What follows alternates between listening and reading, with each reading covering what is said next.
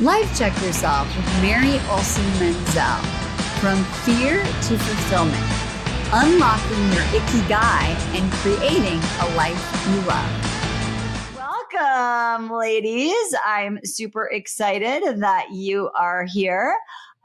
Today, we have an amazing guest, and everything she said she wanted to talk about today, I was like, yes, yes, yes. Mary Olson-Menzel is a renowned expert in career and workplace success. She has been doing this over 30 years with leadership experience, lots of various industries. She's worked in media, tech, healthcare, and sports. And she's also worked with many global organizations. She is the founder and CEO of MVP Executive Development, which is a national leadership and coaching firm. So she's got Fortune 500 companies. She's got startups, fintech, to the NFL. I need to ask about that because y'all know I'm obsessed with the NFL. And she is going to talk to us about her secret sauce, which is helping companies and individuals unlock their potential, improve their performance, and catalyze growth. I'm super excited. Like I said, everything that you are talking about is just like lights me up so much, which is the name of your book. So let's just talk about that. Like, you've got your book, What Lights You Up. I do think it is the exact message that people need right now. And I'm curious, like, what was the inspiration for it? Because, and the reason why I want to talk to you about this is because I think that we're in this in-between time where people are sort of like in the, like, their peripheral vision, sort of seeing like, wait, you mean I could do something that lights me up? You know, like they're just kind of seeing it, but maybe thinking it's not for them, or it's not possible with the economy, like all the why nots, with their talents. And so, I'm on board with you. Like, let's do what lights me up. So just talk to me. What inspired it? What have you been seeing? And how do you get it from the peripheral vision to, like, yes, make your life matter? Yes. Well, thanks, Marnie. I'm so happy to be here, first of all. But this book was based on 30 years of real life experience of executive recruiting corporate work, and leadership and coaching, and watching the difference between what happens when somebody who's truly doing what they love, walks in the door, and the impact that they can make versus somebody who's just kind of calling it in. And really, truly, about 12 years ago, I designed a 10-step methodology to help people pivot into jobs that they loved, whether they were parents going back to work, or executives in transition, or even college kids or people getting closer to retirement. Like, what's next for them? And so this 10-step methodology just became such a success that we had almost a 1-year waiting list for it. And when you're looking for a new job, you can't wait 1 year. Right. You need now, which is why I wrote the book. So that was my inspiration, to help people everywhere. I love that. You've worked with people, like leaders across all different kinds of industry. We talked about that in the intro, like media, tech, healthcare, even the NFL. And you've been doing this for so long. So what are you noticing in this moment of massive workplace change? Well, you just said it. The change is coming at us faster than some of us can even handle it. And I think that there's many industries, that are being affected by AI now, many industries that are being affected by all kinds of different situations across the globe. But the constant is this change. And as organizations are going through this massive change, whether it be in the tech space or in the healthcare space or any other area of business, executives are yearning to figure out, okay, how can I handle this, first of all, right, and be successful through whatever is coming at us, but also how can I create opportunities out of this change? I am so fascinated with this because I'm wondering which comes first, the like chicken egg metaphor of like, is it that the change is coming and it's making me not love my job or this career anymore? Meaning change like, I used to know everything about what I did, and now someone, 20 years younger than me is coming in and telling me what to do? Or is it that I've changed and therefore this work no longer satisfies me? Do you have any insight into how those two things are working together? It's true. I mean, it's really a little bit of both. Okay. Absolutely, because we do change at every age and at every stage of our career. Different things matter. When we're coming out of college, we're thinking, okay, how can I make the most amount of money and make the biggest difference? A lot of kids coming out of college now are like mission driven, but they also want to make money. So how do I start that career and do that? But then, if you decide to have a family, right, then your priorities shift again. And, many working parents are like, wow, I just need some more time so that I can be present for my kids. And then, you go to the next, segment, which is, a little bit later in life, looking for more meaning. So you're really seeing different challenges at every age and stage, but also you did say it absolutely, Marty. It is all about, okay, I could be doing what I love, but the world is changing around me too. And then it doesn't feel like it's as much fun. Yeah, totally. So let's get deeper into some of these changes. Layoff, AI, burnout. Someone said to me recently that AI won't take your job, but if you don't know how to use AI so that you can actually connect with people and do the people part of your job, then you will lose your job. Mm-hmm. So let's kind of talk about that a little bit. What are you noticing about the opportunities that are emerging from all this upheaval? Yes, there are a lot of opportunities. And I think that that's the way we need to think about it. AI is just like another disruptor that's coming in, right? Okay. Just like the internet was years ago, just like voicemail was, years ago, cell phones. All these disruptors continue to happen, and we need to embrace them. We need to become curious and start to learn about how AI can help us versus being fearful about how AI can take away our jobs. So how does someone do that? Like, what's the first step in your system where you start to see change not as a threat, but as an opening? I think it's really a mindset, Marnie, truly. Okay. When you think about the concept of a growth mindset versus a fixed mindset, which most people know what that is, but just to explain, that is, growth mindset is saying, okay, change is happening. What does this mean? And how can I grow from it? How can I learn from it? What can I do differently to be more successful? The fixed mindset is change is happening and this sucks and it's happening to me and there's nothing I can do about it. So leaning into that growth mindset and thinking, all right, AI is here to stay. How can I dip my toe in, start to learn, no matter what age you are? My youngest child is 15 and he is so well versed with AI, right? It's not even funny. But, as a 50-something-year-old, I'm like dipping my toe in and helping my clients dip their toes into it.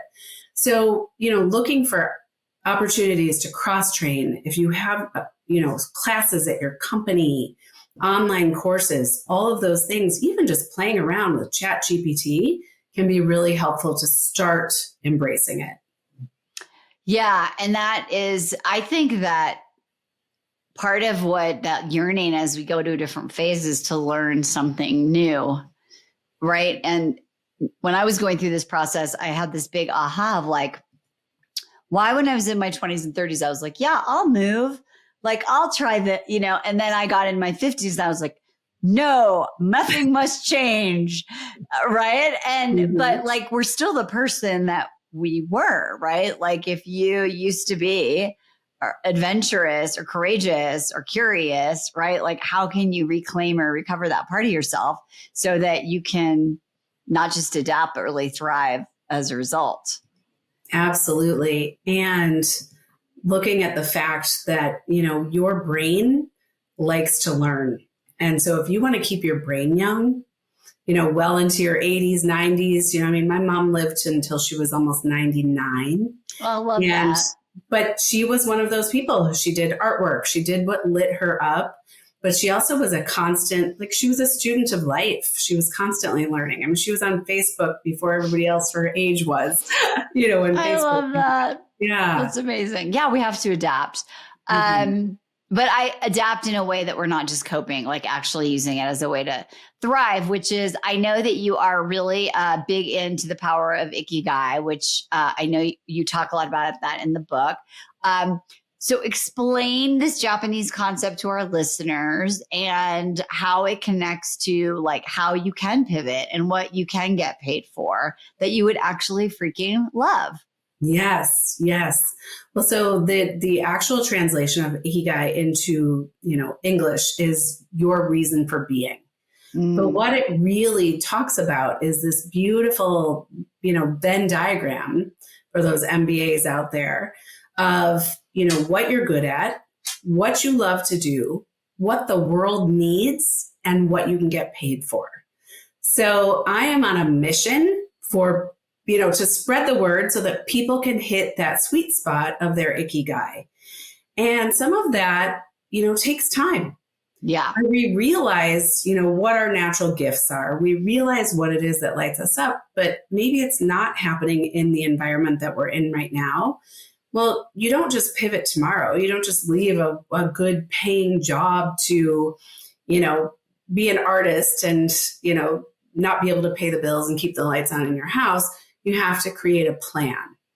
And that plan could take, a year, 2 years, whatever it takes. It's about patience and planning and setting yourself up for success in whatever that next chapter is for you. Yeah, I always like to say, like, how can you live life on your own terms without blowing up the life that you love? And one of the things that my favorite word that you said was a plan. So if someone wants to start down this path, like, what are some of the reflective questions they can start asking themselves besides grabbing the book and kind of working through the process? Yes, we'll definitely grab the book first. Just kidding. But no, truly getting very real about where you are right now. Taking a very authentic look in the mirror and saying, okay, what is it that I'm enjoying about my life right now? What is it that is working for me? And what is it that's not working for me? Mm-hmm. If you don't take a very clear look at where you are starting from today, it's really hard to create a plan to get to where you want to go. So that's the first thing. And then I always say, if you don't know what it is that lights you up, start creating what I call a light log. Pay attention to the moments in your day where you feel like you're in the flow. Pay attention to those moments in your day where you actually feel joyful or content with what you're doing. And then pay attention to the patterns that emerge after you've been logging that for a couple of weeks so that you can start to really get a good feel for what is it that I'm doing on a day-to-day basis that's really helping me and taking me towards what I love. I just was talking about this with a client who does medical sales. She's done it for like 20 years and she doesn't love her job. But kind of going through a version of this process, she really discovered like her passion is aesthetics. And what's interesting, Mary, is that she was telling me, which she had never mentioned, but kind of doing some of this stuff. She was like, when I was really young, I loved to paint and I loved art and I loved, color. But my dad told me, you'll never make money at that. So become a lawyer, is what she did, or a doctor. And so she's like a lawyer working in a medical field. Oh. Right. But what's fun was when we kind of went through this process and we started like, well, you could sell a lot of things that have to do with beauty, whether it's wellness products or interior design. Like, so how can you take all these skills that you have and then finally like bring it into like what your Ikigai is, like what you love to do that you could get paid for? And I think, and I'd love for you to talk about this and what some people have discovered in your experience. I read a stat once that said most people, when they imagine their pivot, can only imagine doing a 10% difference of what they're doing now. Yes. And I know that you've helped people like within their organization change and outside. So what, like, talk to me about how do we break through the 10%? Mm-hmm. I'm going to urge people right now, Marnie, to dream bigger. Mm-hmm. You know, I can't remember that quote, but you know, if you can dream it, you can achieve it. I can't remember that, but it is true with a plan and with patience. Yep. Again, doesn't happen overnight, but you owe it to yourself to love what you do. You owe it to the world to love what you do, because when you're happy, when you're content, when you're doing what you love, when you're doing meaningful work, that creates a ripple effect that starts to, you know, spread out towards your family, your community, and your organization. But if you're limiting yourself to that 10%, you're doing yourself a disservice. Yeah. And there's so much more out there for you if you just open your eyes and kind of, I always say, you know, you could be like a racehorse, right? Running races, winning races, you know, you're super successful in whatever profession you chose, but sometimes you have those blinders on and you're not knowing what else is around you. And so I always say, you know, get a coach, read a book, do something that is going to allow you to take those blinders off and see what's happening around you. Yeah, you have to believe. There's a story that I told in my book, and I never did learn if it was true or not. But there's a story about this guy, Charles Blondin. Have you ever heard this story? I know of Charles Blondin, but tell me. I want to hear. Okay, so the idea is that he crossed like Niagara Falls to, I don't know, on a tightrope. That's what the story is famous for, right? And he does it and everyone's like, oh my God, you know, the audience goes nuts. And then he does it backwards and the audience goes nuts and they're like, oh my God. And then he brings like a stove across, you know, and they're like, oh my God, you're amazing. And he gets a wheelbarrow and he says to the audience, do you think I could go across the tightrope with the wheelbarrow? And everyone's like, yes, I believe in you. You could do anything. And he goes, great. Who wants to get in? Nobody. And that's what I think, like, what I love that you're talking about is that, like, we have to believe in, we have to get in our own wheelbarrow. Like, if we're just going like, oh, that looks great. Good for, you know, good for me. Yeah, sure. I could pivot. I believe in myself, but you're not willing to make the plan or get the help or have the patience. Mm-hmm. What happens? What have you seen with those clients that come to you, or those corporate clients or those organizations, and they've got a lot of people not like loving what they do? Like, what happens? Yeah. So that's a big culture shift. And so that it depends, you know, when we're talking about the corporate clients and they're not able to embrace the wheelbarrow, right? Because they don't believe in the mission of the organization, then it's time to move.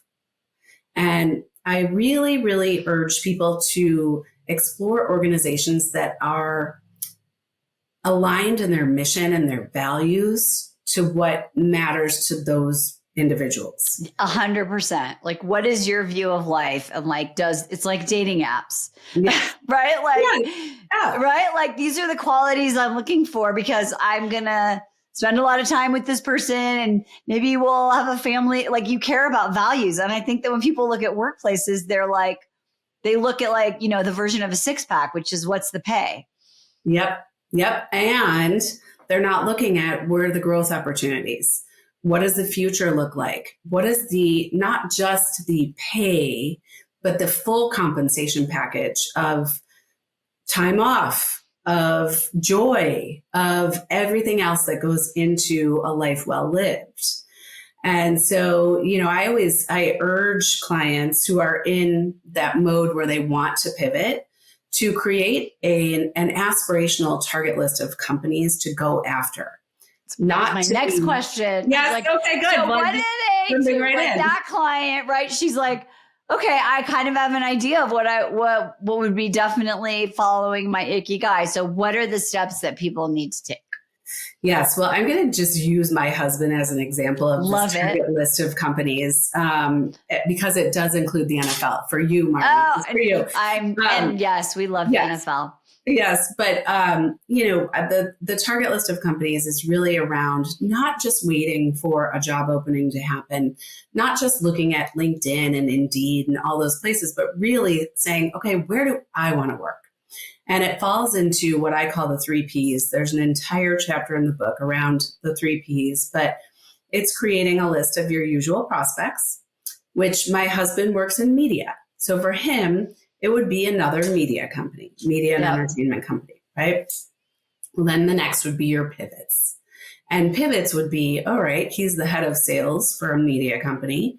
Where can he go in to be a head of sales? Maybe in a consumer products company or a healthcare company. But then my favorite, Marnie, is your passions. And that's where the magic happens, because that's really truly where the Ikigai is. And I push clients to explore those passions a lot. But he is very passionate about the NFL. So why wouldn't it be a great thing for him if he was going to make a move to go be the head of sales for the NFL or for a, you name it, football team? So that's kind of how it works. I want people to think about, all right, there's easy boxes I can check with companies that are in my usual prospects. Pivot's a little bit more challenging to think about, but the passions are where the magic can really start to happen. Yeah. And I've seen clients, like when they think about, I had another client who works for a male athletic wear company. She's done it very successfully. And she was like, no shit's given about, tracksuit tops, but she's really she's a new mom. So she's really about fertility, because her fertility journey was challenging, right? And education and children and all these things that have nothing to do with where she spent 10 years. And I could just see her starting to get excited about doing what she does, which is create strategy where she cares. It's something that she wants to talk about every day. So I love that you're encouraging people to not get stuck into the, I don't know anything about that industry. Right, because skills are transferable, right? Strategy for men's tracksuits, strategy for fertility, business strategic plans, creating success for organizations can translate. We can all learn a different industry, but it's our skill sets and our natural gifts that come to us more easily. That is where we have to focus and say, all right, can this be done? Can I be an accountant in male tracksuits? Yes, of course I can. Can I be an accountant, for an airline company? Yes, I can. So look at those transferable skills. There's a lot. And especially, I'm just going to also say this, for those moms who, are looking to go back to work, who are questioning whether their skills are transferable, your skills are transferable too. You're running a household. You're being, head of logistics. You're also, head of operations. You're also the chief therapist and everything else. So look at how those skills can actually translate into a job. And then when you're so you've got your list and you're jumped in your own wheelbarrow. So you're going to believe in yourself, even when you're a mom or you haven't worked in a certain long period of time or whatever it is. Are you looking at revising your resume with AI? Because I hear a lot of people being like, they've got all these bots. So when I hear the naysayers and the Debbie Downers, they're like, so impossible to get a job. AI is just ruling people out. It's all about the certain keywords. So you get in. Do you have any, for those people that are doing some of the passion pivots, tips or strategies to help them not fall into the Debbie Downer and just keep staying in their own wheelbarrow? Yes. So first of all, AI is so helpful, but understand that you can't write your entire resume with AI. AI can help you, and then you have to put your own words and your own, persona into it. Now, those resume databases, whether AI driven or not, they've been around for 20 years. So your resume could have gotten lost in the black hole of a resume database even 20 years ago. So just get rid of that notion. That's a reality. But the real power is in your network. And, mining that network. So in the book, I say, if your light is your superpower, your network is the super highway that's going to get you to where you want to go next. Say more about that. So network of everyone you've ever met that you worked with professionally, yes, and more. But, I have my clients, I challenge them with doing what I call your LinkedIn hour of power.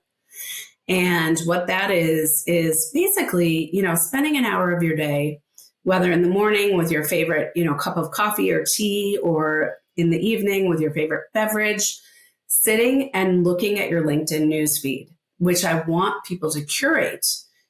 Start following companies that you love. Start following people that inspire you. Connect with people at companies that are on that target list of the 3 Ps. And then that all gets curated and fed into your newsfeed so that you're seeing what's happening with these people and these companies on a daily basis. And you can start connecting and saying, oh, wow, Marnie, look at this. You launched this amazing new podcast. Congratulations. And then open up the conversation from there. So this is what we were talking about. I was speaking at an HR conference next week. And one of the things that I really feel like is true is that the constant chaos is consistent. I mean, we can always find chaos. Yes. Connection is like a never ending human thing that we can do now that actually helps us stand apart, because everyone else is freaking blasting, cut and paste. So I love this strategy of actually engaging, finding the human connection, and actually being the person that is attempting to really see the not only the company, but the people who are making those decisions as human rather than as, a hurdle, like an obstacle course hurdle. Yeah. And for those introverts out there who say, "Ooh, I'm not good at networking. I'm not comfortable with networking," make it, the human connection is what we're talking about. And that human connection transcends introverts, extroverts, whatever. It's about deeply connecting with another human being and seeing how you can help each other. So it's not necessarily asking for help. It's leaning in and saying, wow, Marnie, how are you? And is there anything that you need that I can help you with? And then it creates a genuine connection that can lead to them helping you with things as well. And do you ever find that some of these things are within an organization, but a different department? How do you know if where you are, it's just your wrong fit, but not necessarily the wrong industry or brand? Is it the same sort of advice if you want to make a pivot internally, or is that getting harder and harder? I don't even think it's getting harder and harder. I think it's just people need to actually remember that they're in the driver's seat of their own career and not rely on, oh, well, my manager hasn't promoted me, or this isn't happening in this specific department. It's about reaching out across departments, cross-departmental collaboration, and getting to know people in the other groups. I mean, if you're a salesperson who wants to go into marketing, start shadowing a marketing person. Ask a marketing leader to be your mentor.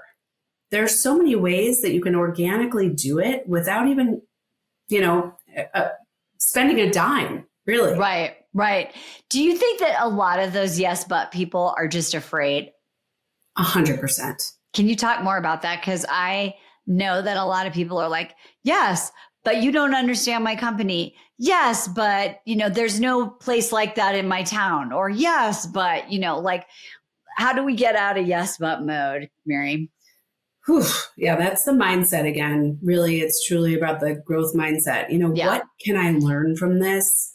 What is this trying to teach me that I can take with me in order to create a better opportunity for myself?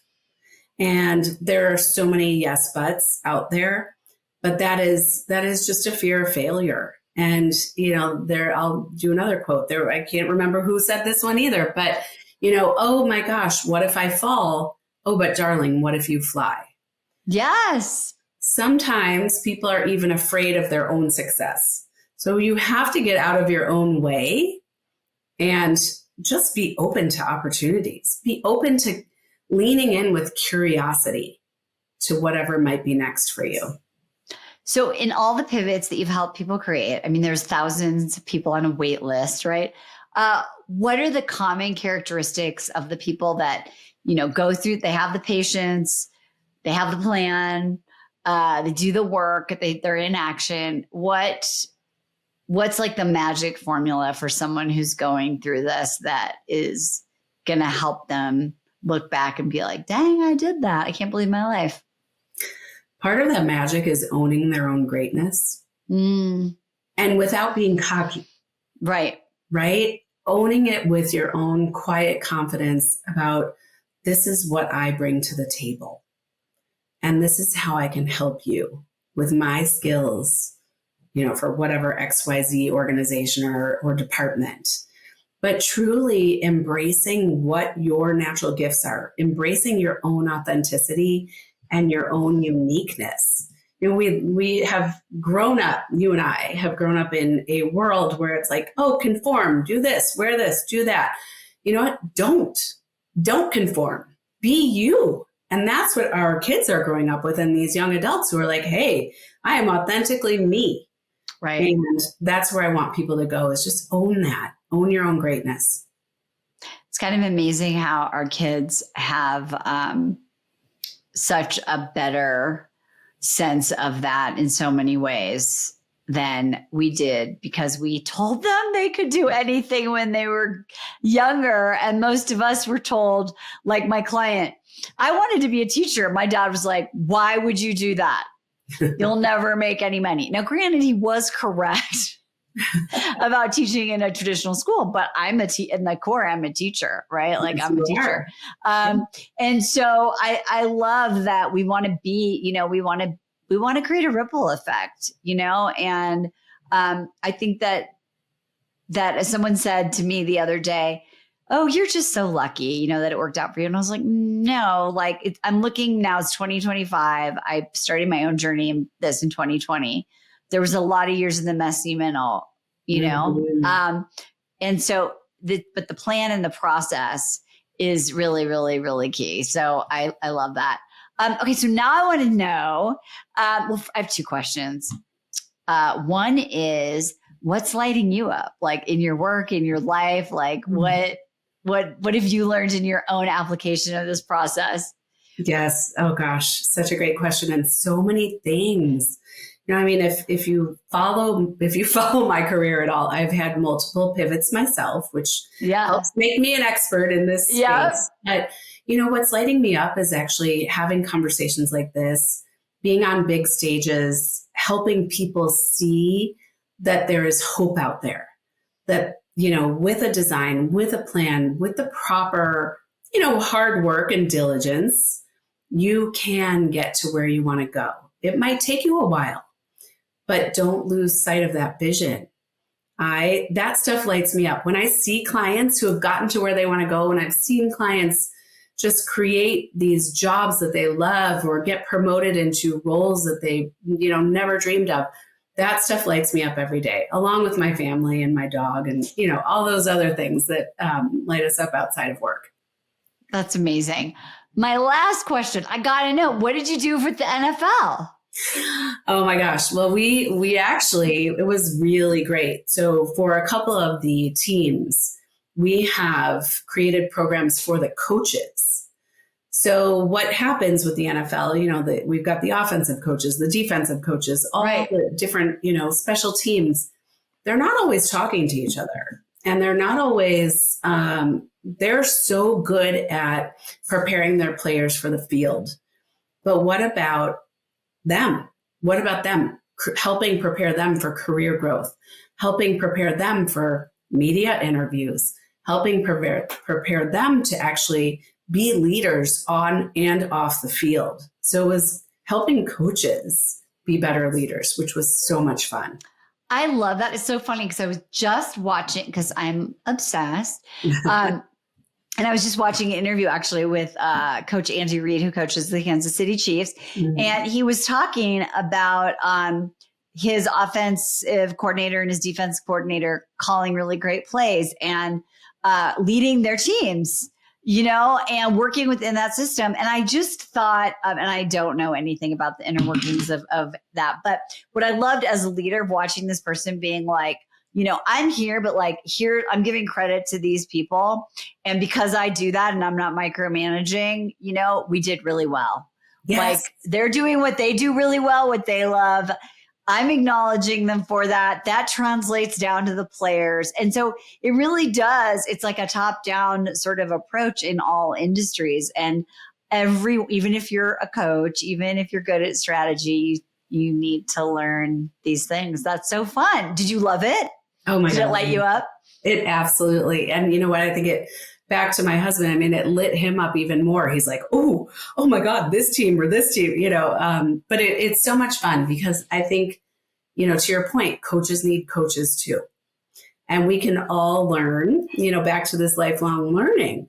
We can all learn, we can all grow from every experience we have. And if we have a leader at the top who is clearing the way for us to be great, that's even better. And if you don't, then be the leader in your own life. Yes. And create your own path to the way to whatever the top looks like for you. I love this. You are so amazing. Everybody, the link to the book, What Lights You Up, is going to be in the show notes and all the good, juicy info about Mary.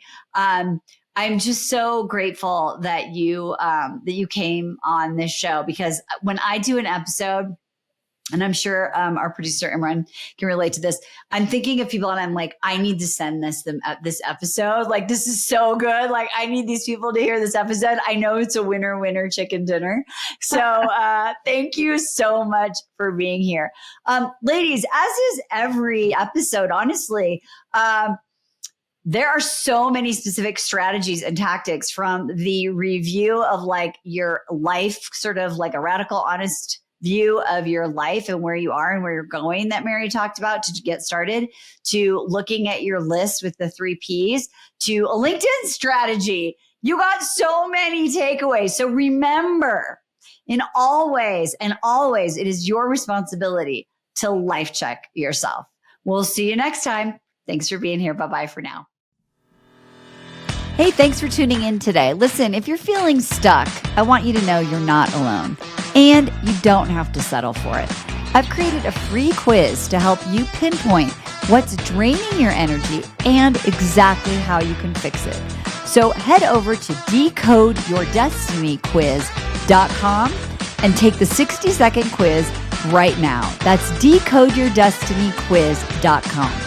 And if you're ready to dive deeper, you can book a free no-obligation consultation at marnibatista.com/private coaching. That's Marni, M-A-R-N-I, Batista, B-A-T-T-I-S, as in Sam, T-A.com/private coaching, all one word.